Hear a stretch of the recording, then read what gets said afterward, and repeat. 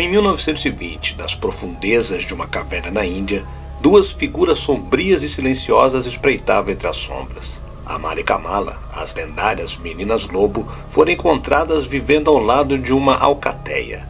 Eram crianças selvagens, alienadas do convívio humano, mas profundamente conectadas ao instinto animal que as cercava. Seus nomes ecoaram pela história envoltos em mistério, tragédia e controvérsia. A história das meninas lobo nos lembra de como o mistério e a dúvida podem se entrelaçar, criando narrativas que desafiam a razão e nos fazem questionar o que é real. E assim, Amala e Kamala continuam a viver, não mais nas selvas da Índia, mas nas sombras da história, como um eco distante de um tempo em que a linha entre o humano e o animal era tênue, e a verdade, uma criatura escorregadia, difícil de capturar. Conheça agora a história real de Amala e Kamala, as meninas lobo. Eu sou o Sidney Góes e você está na Hora do Medo.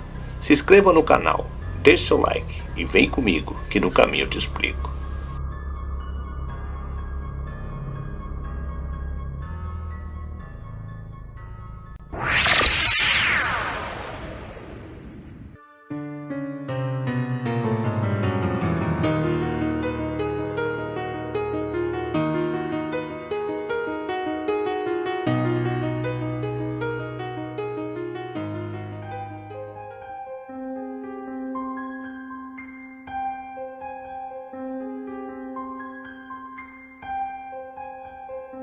Em 1920, o reverendo Singh encontrou em uma caverna duas crianças que viviam entre lobos. Suas idades presumíveis eram de 2 e 8 anos.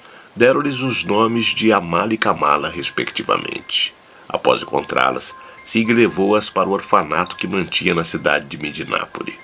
Foi lá que ele iniciou o penoso processo de socialização das duas meninas lobo. Elas não falavam, não sorriam, andavam de 4. Uivavam para a lua e sua visão era melhor à noite do que de dia. Amala, a mais jovem, morreu 1 ano após ser encontrada. Kamala viveu durante 8 anos na instituição que a acolheu, humanizando-se lentamente. Ela necessitou de 6 anos para aprender a andar e pouco antes de morrer só tinha um vocabulário de 50 palavras.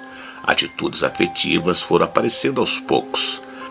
Ela chorou pela primeira vez por ocasião da morte de Amala e se apegou lentamente às pessoas que cuidaram dela e às outras crianças com as quais viveu.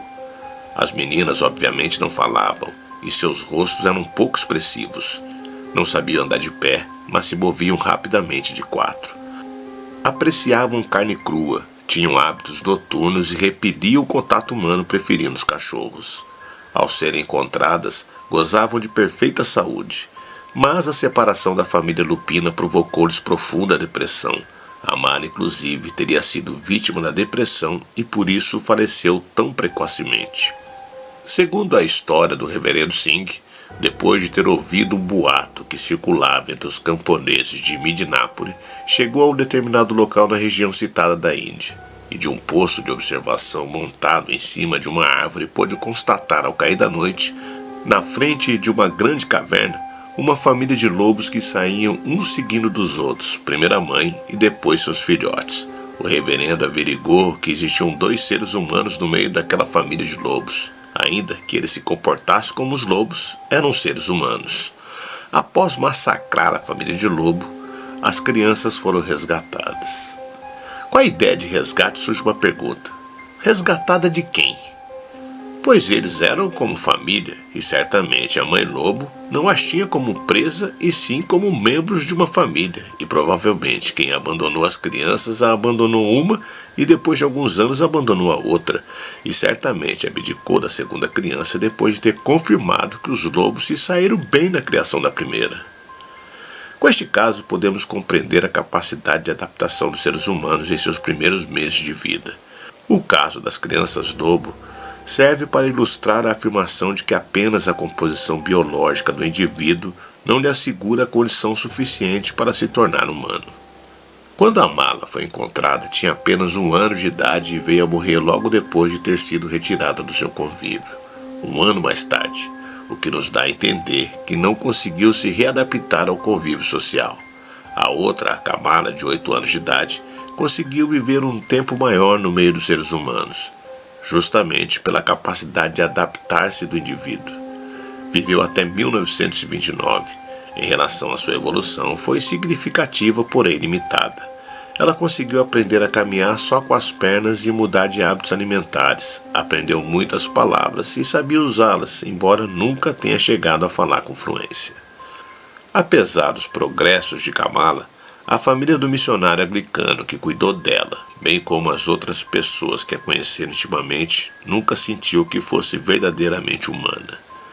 O que alguns indivíduos não aceitam é que sem o convívio, sem interações sociais das quais toda criança deve participar, simplesmente não há humanidade.